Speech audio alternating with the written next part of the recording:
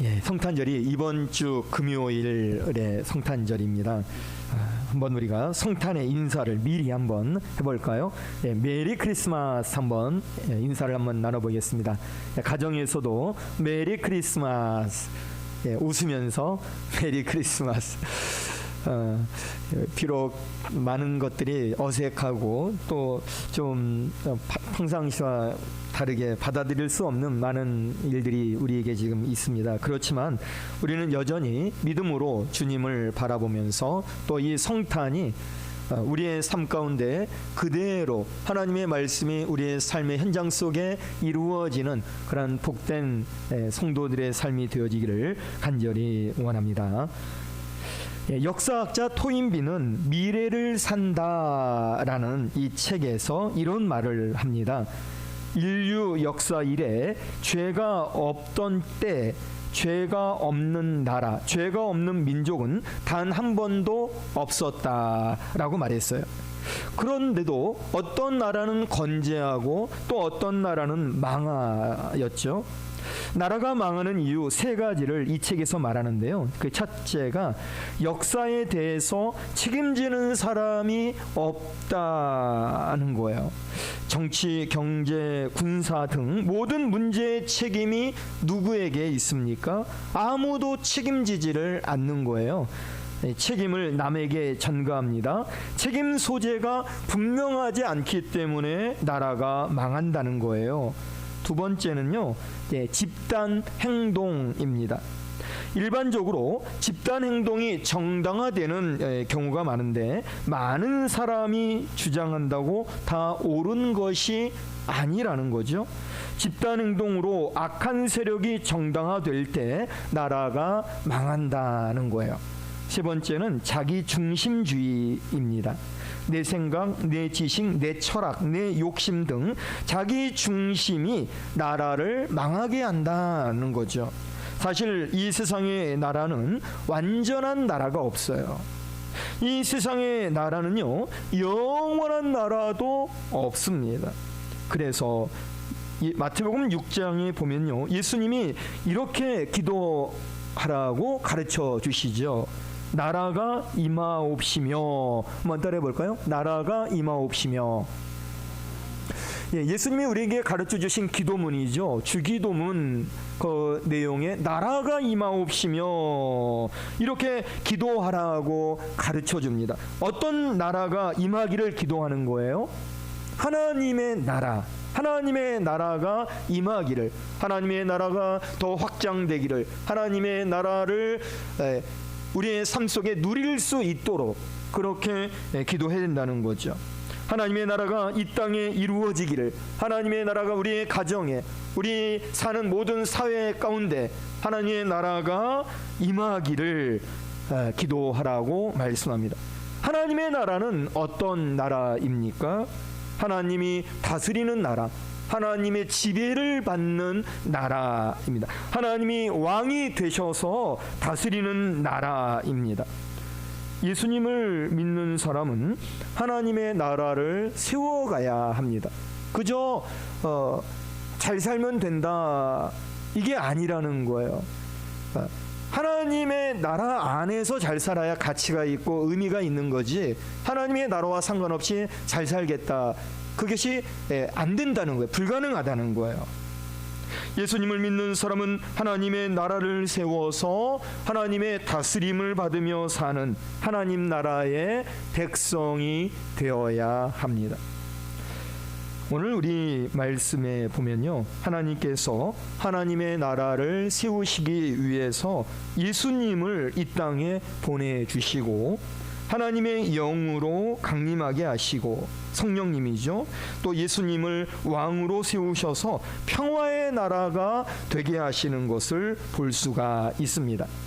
성탄절은 예수님께서 죄인들을 구원하셔서 하나님의 나라를 세우시기 위해서 오신 날이 바로 성탄절입니다. 그렇다면 예수님이 어떤 분이십니까? 오늘 우리 읽은 이사야 11장의 말씀에서 1절, 먼저 1절에 보면요, 이새의 줄기에서 한 싹이 나며 그 뿌리에서 한 가지가 나서 결실할 것이요. 이렇게 말씀하고 있어요. 이 말씀을 보면 이새의 줄기에서 한 싹이 난다고 했죠. 또 이새의 뿌리에서 한 가지가 나서 결실할 것이다 라고 말씀합니다. 여기서 이새가 누구입니까? 다윗 왕의 아버지가 이새입니다. 이새는 다윗 왕을 낳았죠. 다윗 왕은 장차 오실 메시아의 예표입니다. 따라서 이새의 줄기에서 한 싹이 나고 이새의 뿌리에서 한 가지가 나서 결실할 것이다. 이것은요, 다윗 왕의 다윗 왕의 혈통을 통해서 예수님이 장차 메시아로 오실 것이다 라는 말씀입니다. 마태복음 1장 1절 말씀에 보면 아브라함과 다윗의 자손 예수 그리스도의 계보라 이렇게 말씀했어요.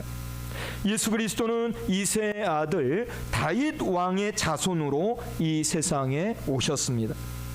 물론 이것은 혈통적인 것보다 법적인 것을 얘기하는 거예요. 실제로 예수님이 다윗의 후손으로 오셨다고 해도 다윗의 어떤 유전자가 예수님에게 있다는 것은 아니죠. 어쨌든 법적인 관계에서 법적인 게 제일 중요한 게 아닙니까? 그래서 예수님이 다윗의 후손으로 이 세상에 오셨다라는 말씀이죠.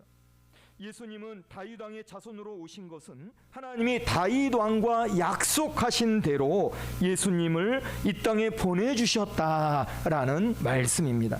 그런데 왜 오늘 우리 본문에서 다윗의 줄기, 다윗의 뿌리 이렇게 말씀하지 않고 예수님이 다윗의 자손 예수님이신데 왜 이새의 줄기, 이새의 뿌리 이렇게 말했느냐는 거예요.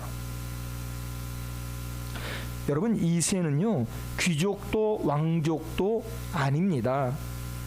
이새는 평범한 농부예요. 내세울 것이 하나도 없는 그런 지극히 서민 중에 서민 이렇게 말할 수가 있겠죠. 내세울 것이 없는 사람이에요. 그래서 다윗은요 사울 왕이 이 다윗을 사위로 삼으려고 했을 때 사무엘상 18장 18절 말씀에 보면 내가 누구며 다윗이 하는 말이에요. 내가 누구며 이스라엘 중에 내 친속이나 내 아버지 집이 무엇이기에 내가 왕의 사위가 되리이까. 왕의 사위가 될 수 없는 나이입니다. 그런데 내가 어떻게 왕의 사위가 될 수 있습니까? 이런 말이죠. 또 바로 그 뒤에 23절에도 보면 나는 가난하고 천한 사람이라. 왜 가난하고 천해요? 그 아버지가 가난하고 천한 아버지니까 자기도 가난하고 천한 사람이다. 다윗이 그렇게 사울 왕에게 자기 자신을 소개하는 겁니다. 이새가 얼마나 평범하고 내세울 것이 없는 사람인가 이것을 알 수가 있습니다. 그런데 오늘 우리 말씀에서 하나님께서는 이새의 줄기, 이새의 뿌리라고 이새를 지금 말씀하고 있는 것은 예수님이 낮아지신 신분으로 이 세상에 오실 것을 예표하고 있는 겁니다.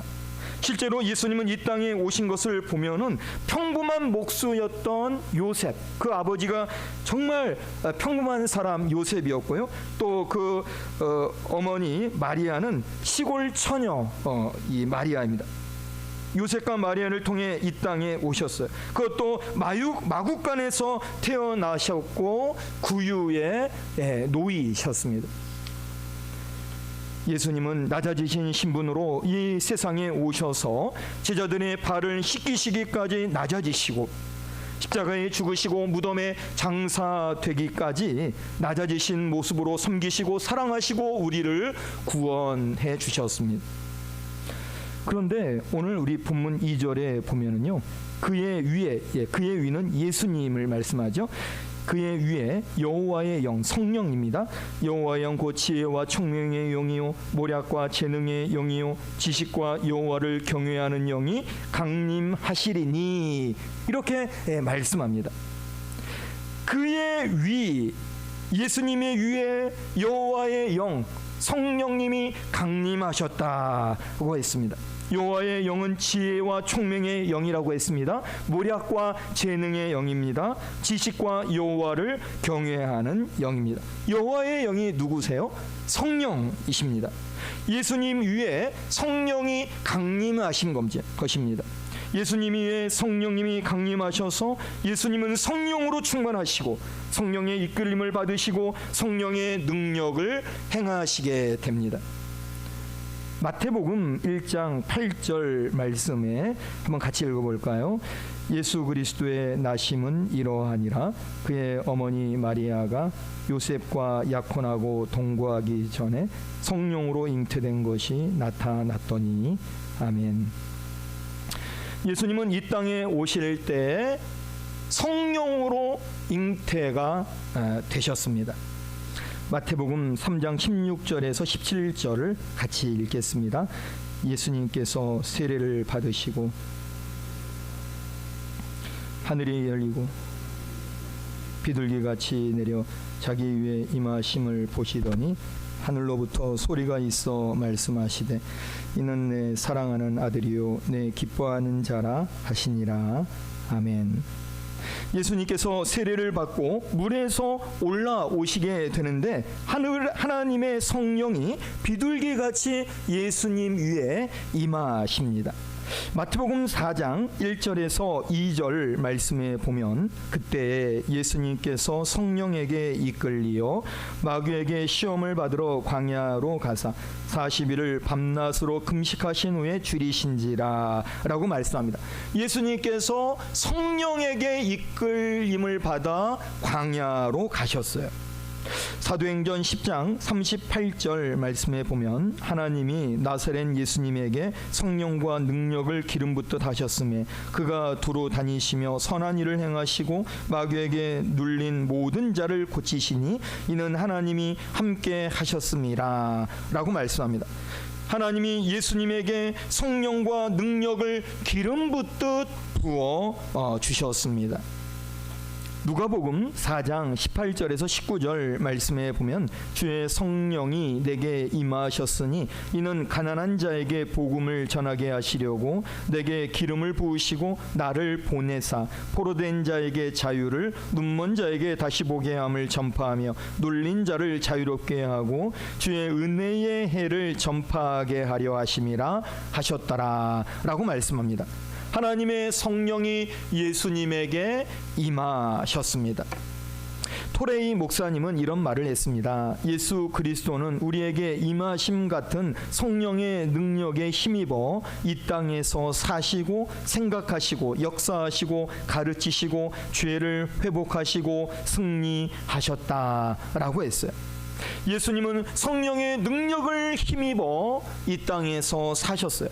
오늘 우리도 이 땅을 살아갈 때 꼭 필요한 것이 있습니다. 선택이 아니에요. 반드시 예수 믿는 사람에게 필요한 것은 성령의 능력을 힘입어 살아야 된다라는 것입니다. 그래서 예수님은 사도행전 1장 8절에 이렇게 말씀하셨죠. 오직 성령이 너희에게 임하시면 너희가 권능을 받고, 우리가 권능 있는 삶을 살 수 있는 것이 오직 성령이 너희에게 임하시면 온 유대와 사마리아와 땅끝까지 이르러 내 증인이 되리라, 이렇게 말씀합니다. 예수님은 이새의 줄기, 이새의 뿌리에서 이 땅에 오셨지만 여호와의 영이 강림하셔서 여호와의 영에 의해서 사셨어요. 그러므로 우리의 미약한 우리들의 인간 실존의 모습도 성령님이 임하셔서 성령의 능력으로 힘을 입어 살아가는 저와 여러분들이 다 되어지기를 간절히 원합니다. 코로나 시대에 정말 성령의 함께하심, 성령의 능력을 힘입는 것, 이것은 더 필요한 줄로 믿습니다. 그래서 여러분이 정말 힘들다라고 느낄 때 성령님 임하여 주옵소서, 성령님 능력으로 힘입게 하여 주옵소서. 여러분들이 기도할 때 우리 주님께서는 임하여 주시고 또 능력으로 힘을 더하여 주시는 줄로 믿으시기를 바랍니다. 또한 본문 3절에서 5절 말씀을 우리 같이 읽어볼까요? 3절에서 5절입니다. 그가 여호와를 경외함으로 즐거움을 삼을 것이며 그의 눈에 보이는 대로 심판하지 아니하며 그의 귀에 들리는 대로 판단하지 아니하며 공의로 가난한 자를 심판하며 정직으로 세상에 겸손한 자를 판단할 것이며 그의 입에 막대기로 세상을 치며 그의 입술의 기운으로 악인을 죽일 것이며 공의로 그의 허리띠를 삼으며 성실로 그의 몸에 띠를 삼으리라. 아멘.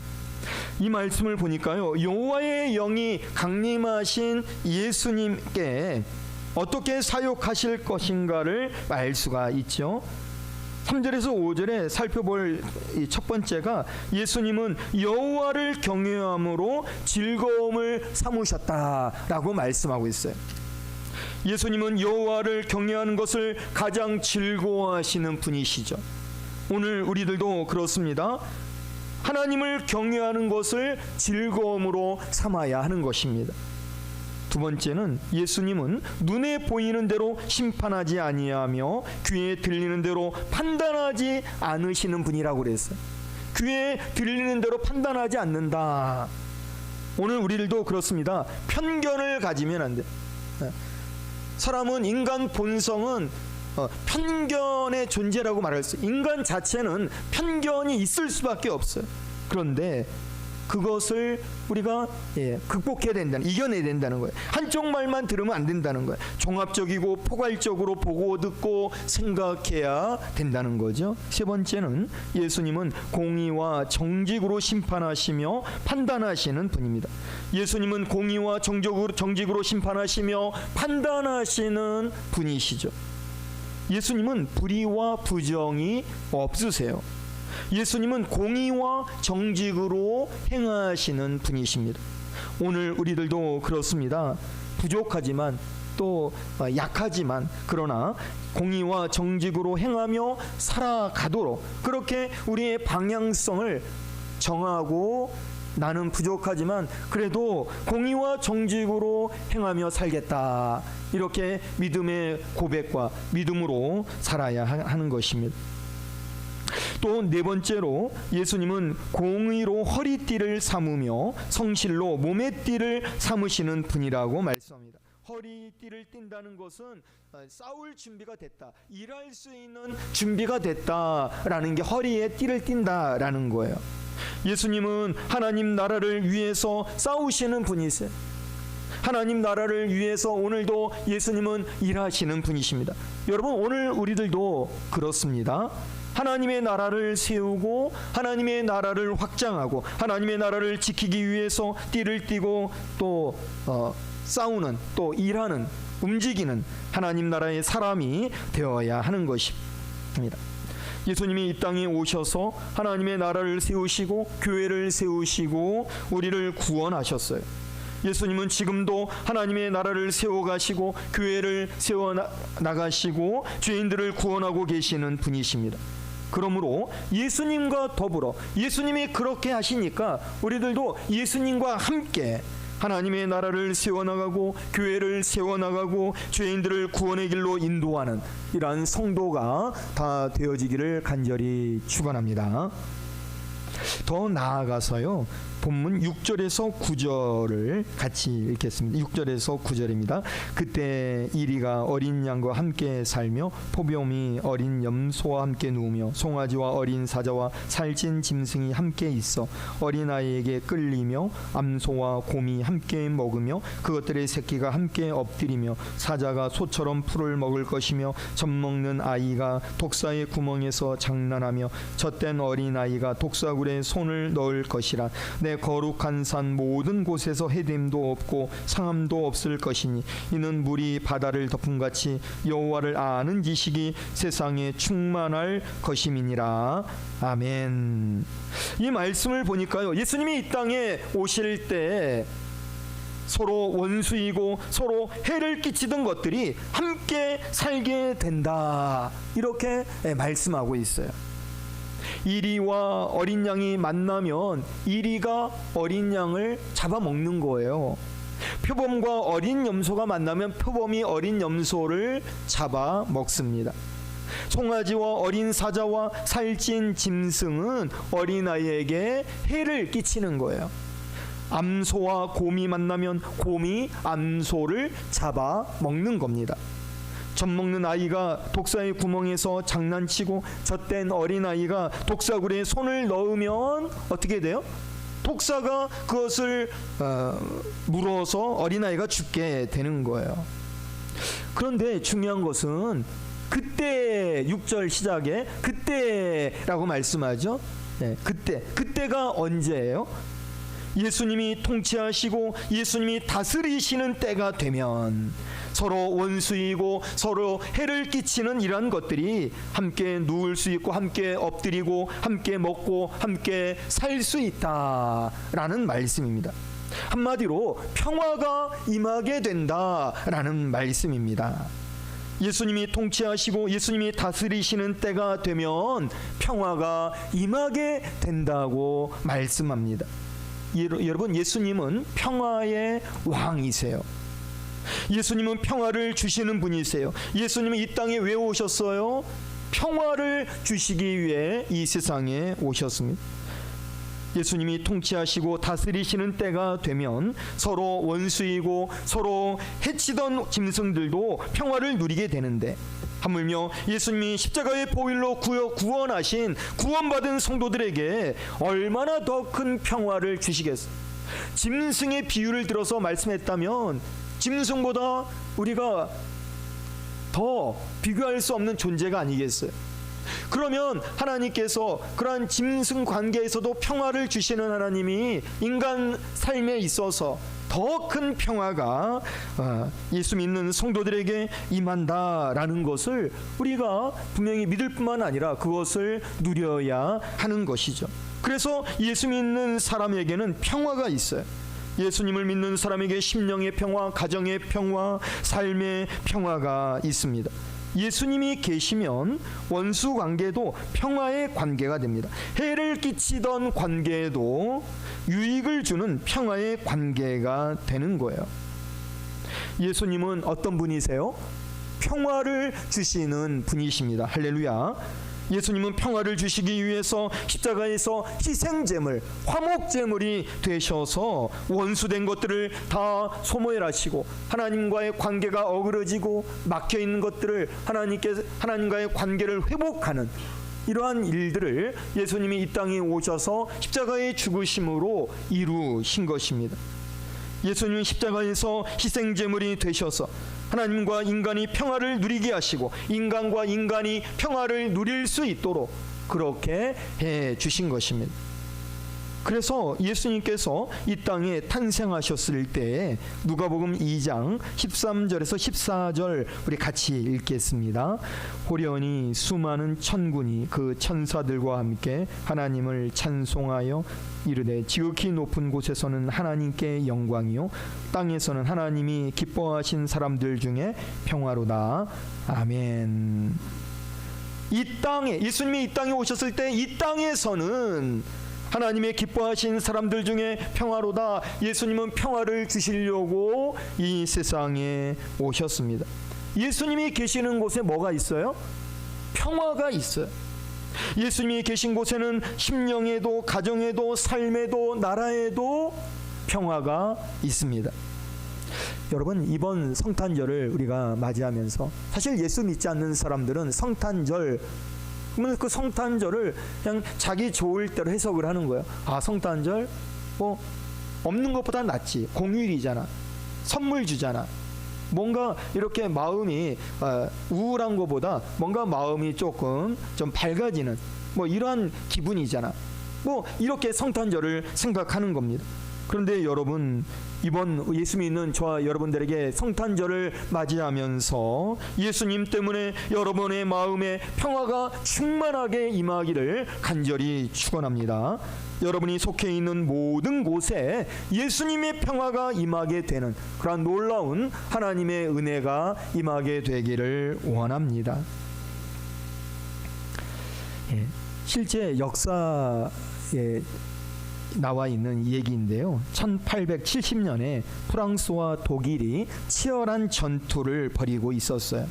이 전쟁터에도 성탄절이 다가오고 있었습니다. 전투를 하다가 밤이 되니까 이제 밤에는 전투를 하지 않고 서로 정비를 하고 이제 이렇게 또 날이 새기를 쉬면서 기다리는데요. 그날 저녁이 바로 성탄절이었어요. 병사들은 밖에 나가서 별이 빛나는 하늘을 바라보며 어린 시절 성탄절의 낭만과 추억을 그리워하고 있었어요.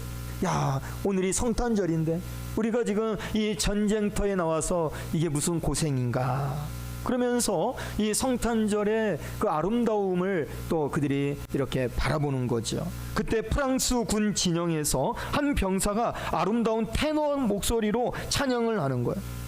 거룩한 밤 별들 반짝일 때 거룩한 주 탄생한 밤일세.